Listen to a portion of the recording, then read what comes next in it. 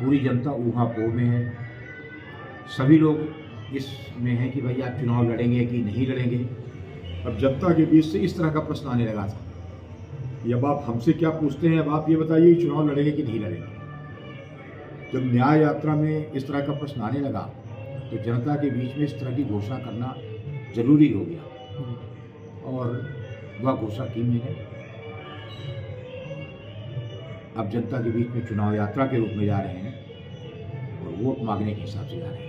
विधायक जी, निर्दलीय रहेगा या किसी पार्टी से? मुझे निमंत्रण लगभग सभी पार्टियों से मिला और कल सुबह तो कांग्रेस के बड़े जिम्मेदार लोग अपना दूध भेज करके बात करना चाह रहे थे। मैंने सबको इनकार कर दिया। कांग्रेस को भी इनकार किया, बहुजन समाज पार्टी को इनकार किया, आपको इनकार किया, समाजवादी पार्टी को इनकार किया। मैंने विनम्रता से सबको इनकार किया।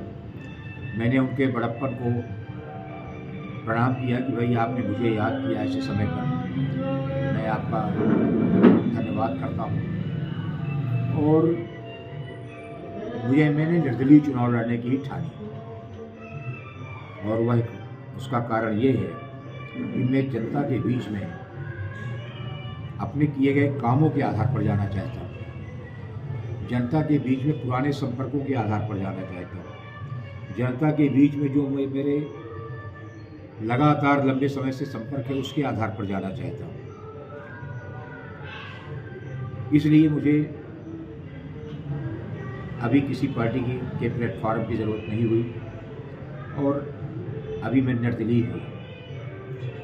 नकली भाजपा जो है वो आपके आचार संहिता उल्लंघन का आरोप लगा रही थी कि बगावत कर रहे हैं और चुनाव लड़ने का कल बिगुल भी फूंक चुके हैं बमनी क्षेत्र से। कांग्रेस कैसे देखती है इसको? देखिए, मैं व्यक्तिगत रूप से इस बारे में इतने कह सकता हूँ कि विधायक जी के साथ गलत हुआ। पंडित केदारनाथ शुक्ला जी सीधे जिले के भारतीय जनता पार्टी के बहुत वरिष्ठ नेता थे और उनका अधिकार बनता था।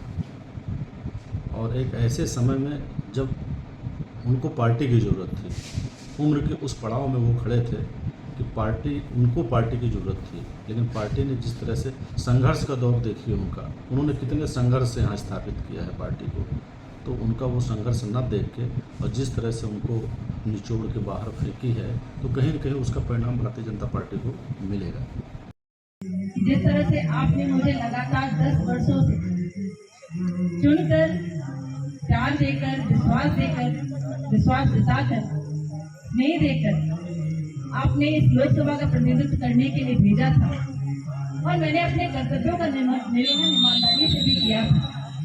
उसी तरह आप मुझे इस विधानसभा के प्रतिनिधि के लिए, इस विधानसभा के विधायक हेतु अपने वोट को स्नेह के रूप में देकर जरूर चुनकर 17 नवंबर को मुझे विधानसभा भेजेंगे और इस क्षेत्र की आवाज़ बुलंद करने के लिए मुझे अपना हिस्सेदारी निर्वहन करने का मौका देंगे।